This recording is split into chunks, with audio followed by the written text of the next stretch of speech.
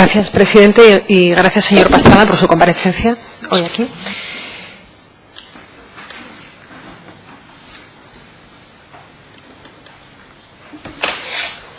Ustedes trabajaban como asesoría legal de GIRPA y usted, si no me equivoco, era el secretario del Consejo de la Empresa Pública. ¿Es así?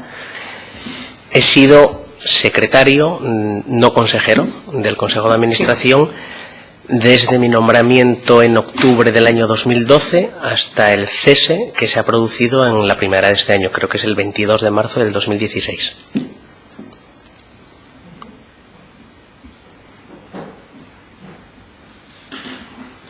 ¿A qué se debió ese cese? Desde la finalización de la relación contractual que teníamos con la sociedad.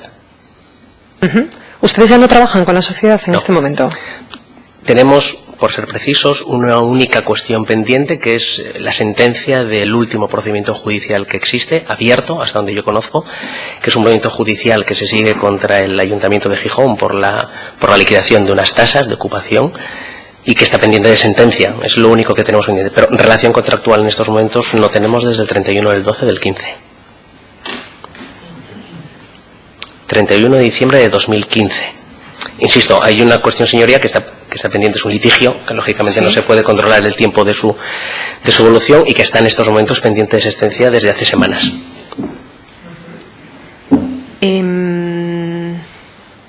Bien, no tenía conocimiento exactamente de hasta cuándo habían estado. ¿En qué momento empiezan ustedes a trabajar como asesoría legal de la empresa pública? No le puedo contestar con precisión, pero creo que poco tiempo después de su constitución. El primer contacto que creo que tiene el despacho con la sociedad, creo que es poco después de la constitución, pero disculpe que no le pueda ser preciso en cuanto a la fecha concreta del inicio de la relación.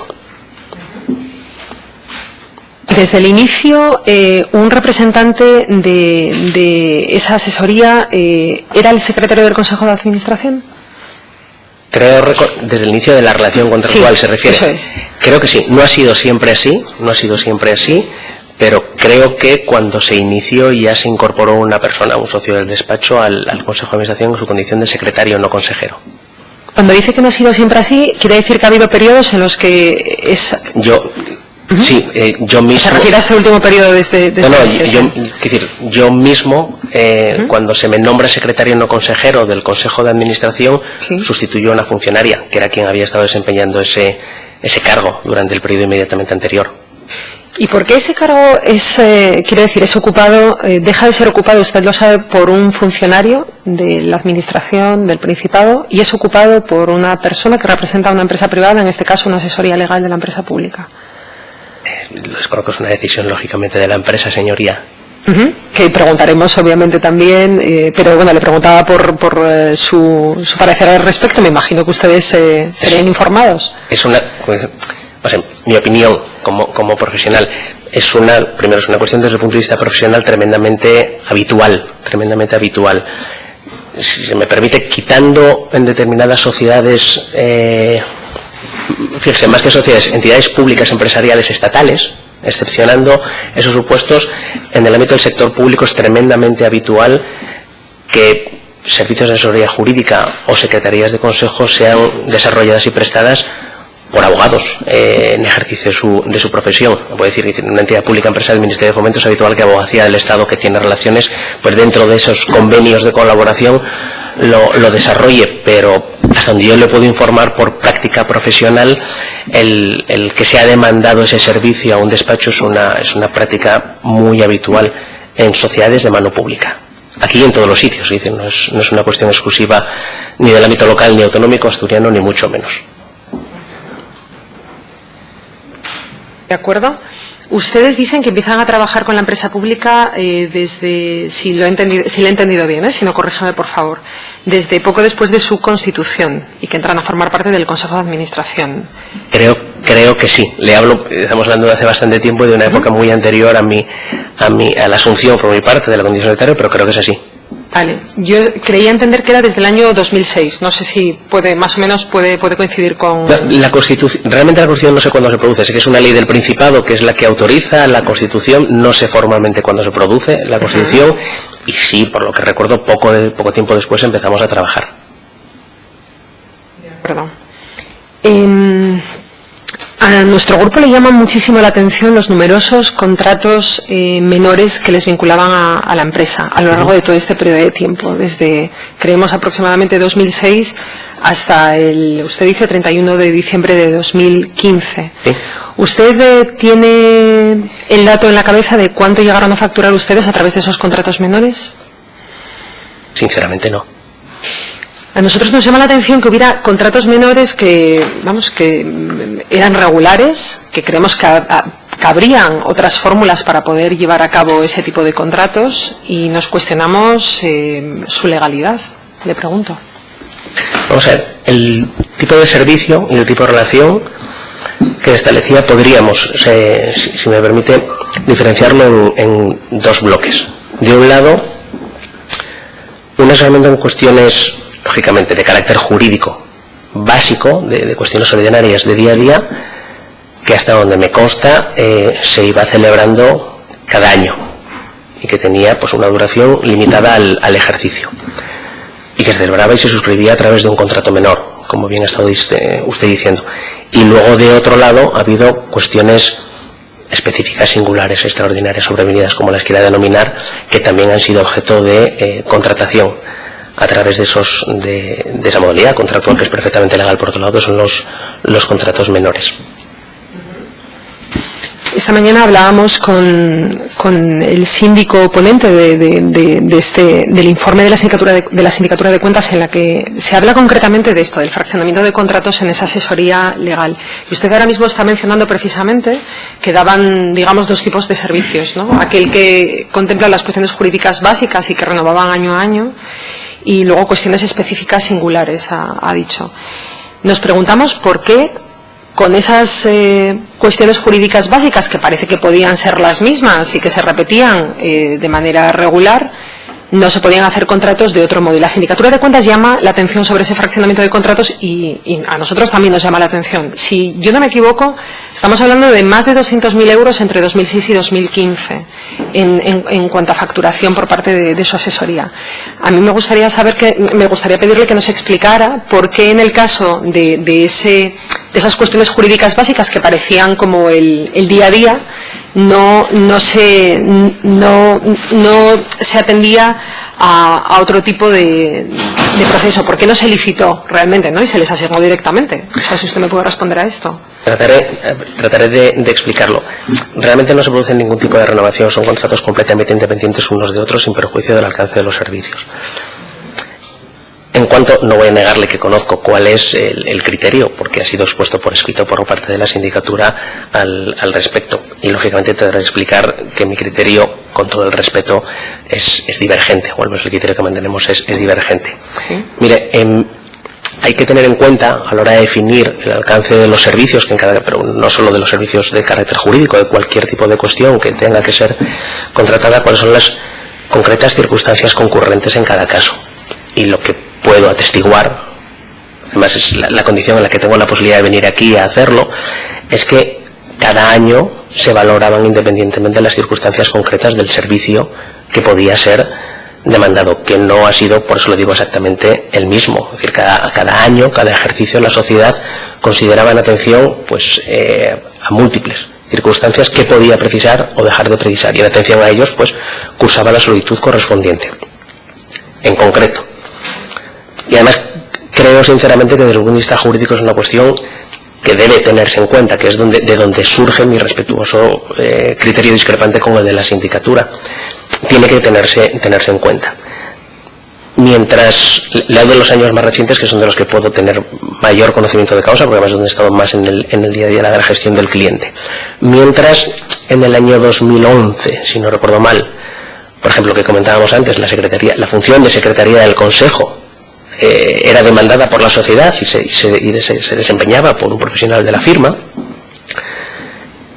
Cuando se programaron los servicios precisos de índole jurídico de estas cuestiones básicas, ¿no?, de apoyo, para el año 2012 expresamente, y además es que luego fue cuando me tocó a mí asumir esa condición, expresamente hay un servicio concreto, una cuestión concreta que se elimina de la relación, porque en ese momento la valoración que hace la sociedad es que tiene pues medios humanos de la administración para prestar ese servicio concreto, y el importe de los honorarios y el alcance de los servicios en sentido baja. Nuevamente, y además eso sí que lo vivo yo en primera persona, cuando concluye ese contrato, cuando va a concluir ese contrato de duración anual, y que es un contrato menor, la propia sociedad plantea nuevamente el tipo de servicio, el tipo de apoyo de carácter jurídico que va a precisar para el ejercicio, le estoy dando que es cuando yo me incorporo al Consejo finales de 2012 para el año 2013. Y en el momento de plantear esa solicitud, porque fue como al menos a mí personalmente se me enfrentó, hubo un hecho absolutamente determinante como circunstancia concurrente que explica, a mi juicio, y esto es un criterio jurídico, lo lamento señoría porque es perfectamente, insisto, debatible la cuestión, pero a mi juicio condiciona de manera grave y radical los términos en los cuales ese servicio tiene que demandar y programar, que es el previo anuncio unas semanas antes de la disolución y liquidación de la sociedad. Entonces, lógicamente le puedo conceder, oiga, yo podría considerar alguna otra fórmula para prestar el alcance, pues mire, de una sociedad en disolución, yo le digo, a mi juicio no. Afectó de una manera radical al planteamiento, por mi experiencia en el Consejo, que es de la que le puedo hablar, afectó de una manera radical, pero ya no a la prestación de servicios de tipo jurídico, de todo tipo, o sea, separó la actividad de la sociedad a un nivel muy básico de mantenimiento, y eso se produjo además unas semanas antes de mi nombramiento, de tal manera que cuando se plantea el tipo de relación y el alcance de ese asesoramiento para el año 2012 está determinado porque la disolución se produciría con carácter inminente, y eso consta en las actas de los consejos en los que yo he participado en mi condición de secretario, no consejero. Y esa situación, la ley, como saben ustedes, se aprueba en el año 2013, y en los consejos del 2013 está salpicado en todas y cada una de las páginas y en cada una de las cuestiones, las auditorías, la formulación de las cuentas, está continuamente haciendo hincapié en el elemento de incertidumbre. Yo concedo, no puede ser de otra manera, que la norma, en este caso de contratación, que es por la que usted me pregunta, que la norma de contratación ni siquiera atisba contemplar esta situación, porque las administraciones no se disuelven. Entonces, ¿que habría podido valorarse otra solución? No se lo discuto, pero insisto que en ese momento, cuando se valoran las circunstancias concurrentes para especificar el tipo de servicio, yo, sinceramente, en mi opinión, es tremendamente razonable el valorar que efectivamente se haga por ese término y en ese marco. Afectó, insisto, no solo a los servicios de índole jurídico, de carácter jurídico, a otros, el mantenimiento de los equipos, la renovación, y es que así figura en los consejos. El propio asesoramiento para la disolución de la sociedad, que era una constante, se hizo desde el Principado. La sociedad no participó, hasta donde yo conozco, y a nosotros, de hecho, está expresamente excluidas esas cuestiones, porque lo que no queríamos, es una situación lo suficientemente particular, y sí hemos asesorado en otros procesos de reestructuración en otros sitios, lo suficientemente particular como para decir que tiene una complejidad tremenda, como luego se ha demostrado. Y ese es el escenario en el que yo le puedo explicar que se ha movido la organización y la programación de estos contratos de los que usted está hablando en este último periodo. Lo que le puedo garantizar es que cada año, al final de cada ejercicio, se valoraba. Y precisamente cuando terminó nuestra última relación contractual, hicimos ese 31 del 12 del 15, realmente mi último consejo operativo, por decirlo de alguna manera, es el que se celebra en diciembre de 2015. Y es el primer consejo de los que yo he conocido, el primer consejo en el que, en vez de disolverse y de liquidar la sociedad, lo que se programa es su actividad posterior, en el sentido de que se habla de la posibilidad y de la necesidad de articular medidas para desarrollar, para implementar, vuelve a retomar un pulso un poco la actividad ordinaria. Había sido de mantenimiento hasta ese momento, y si lo había sido en contratos básicos en el nuestro dibujaba. Entiendo que esa misma programación es la que se ha hecho siempre, y que lógicamente esa valoración es la que he hecho siempre. Que le llame la atención, y totalmente no puedo discutirle ese llamamiento que usted realiza, y al tiempo y al tiempo sí que creo. Yo hoy por la mañana, si me permiten, me he conectado para ver cómo eran estas comparecencias, porque no he tenido nunca ninguna experiencia, y he visto la del señor Arias, que es el autor del informe. Y hay una cuestión que hago mía, como criterio jurídico. Le han dio una opinión jurídica sobre una cuestión, y le digo, es que es exactamente lo mismo. Y lo digo porque más allá de una conclusión o de un reproche, si me permite, de índole general, desde el punto de vista jurídico, creo que es, para ser precisos, y a mí se me obliga a hacerlo así, hay que bajar al caso concreto y analizar las circunstancias concretas de cada situación. Y el señor Arias decía por la mañana que incluso pueden llegarse a soluciones, yo creo que decía, injustas, tratar con ojos de 2016 cuestiones de hace años que desde el punto de vista doctrinal y técnico ni siquiera estaban consideradas ni valoradas. Y él hacía mención a un tema que dice, oye, pues desde el punto de vista como especialista en contratación te puede llamar la atención que las negociaciones en los contratos negociados no se realicen. Y él lo decía, valorar con el estado de la técnica jurídica de 2016 cómo se debe negociar un contrato cuando hace muchos años que viene establecido puede llevar a soluciones injustas.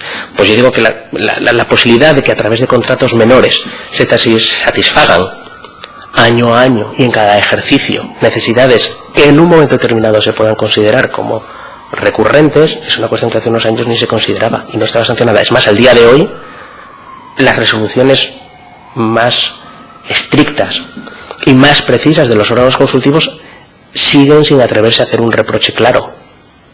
Y es el día de hoy que en las administraciones es regular la contratación. No hay contratos marcos de papel, no hay contratos, es decir, es una situación de día a día y se sigue consultando y las juntas consultivas siguen diciendo, oiga, pues debería, podría, sería recomendable, pero bajen ustedes al caso concreto.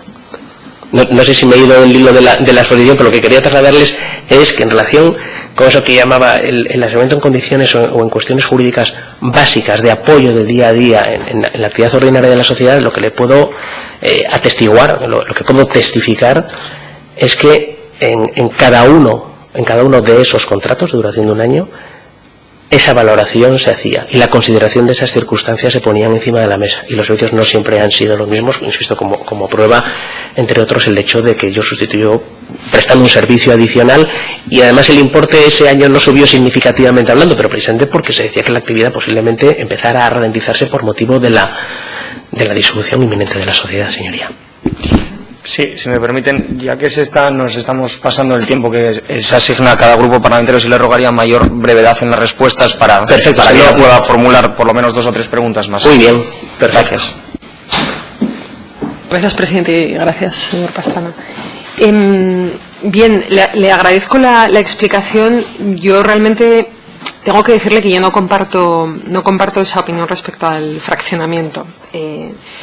Y no la comparto porque usted comenta que evalúan las necesidades, o se han evaluado las necesidades año a año, pero hay un contrato de fondo que siempre es de algo más de 1.000 euros al mes y por encima se cobran esos casos particulares, ¿no?, para elaboración de informes sobre cualquier tipo de caso. Y tenemos, por ejemplo, Astra, Ayuntamiento de Gijón, CNMC.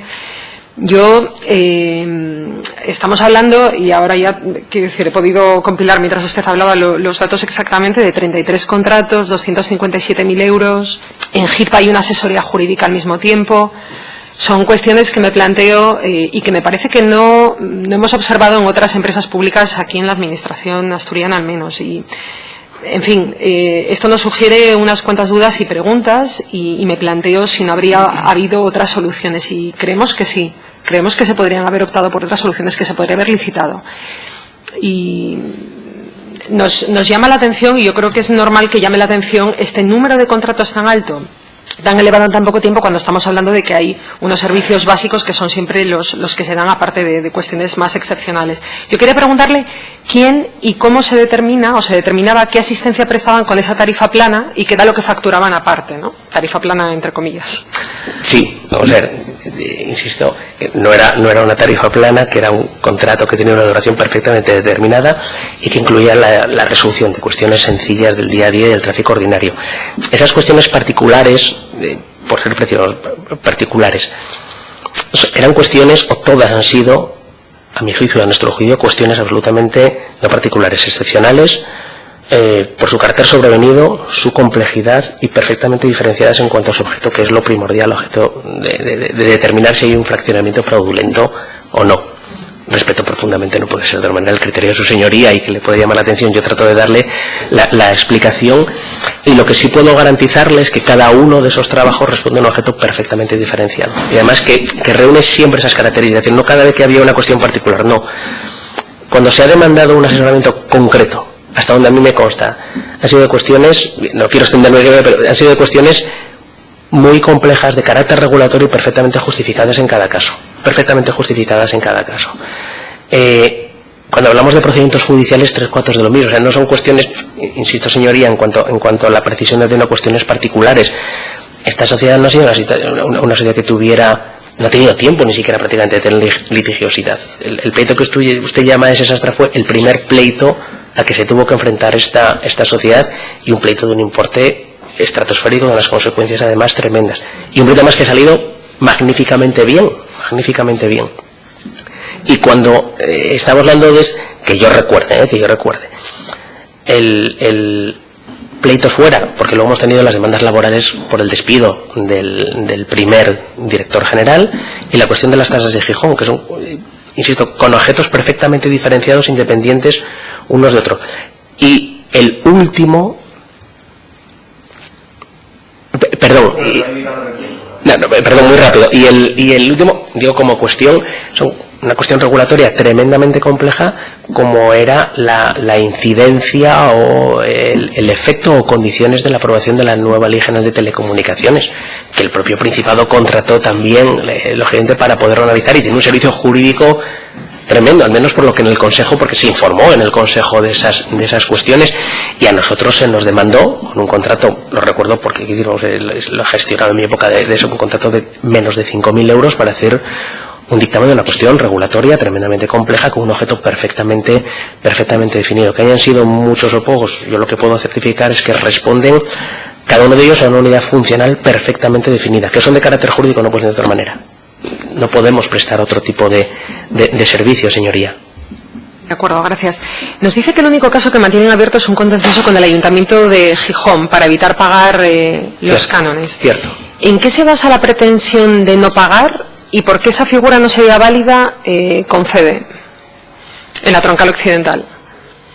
A ver, son dos preguntas. Sí, y dos cuestiones. Su señoría me va a llamar la atención seguro.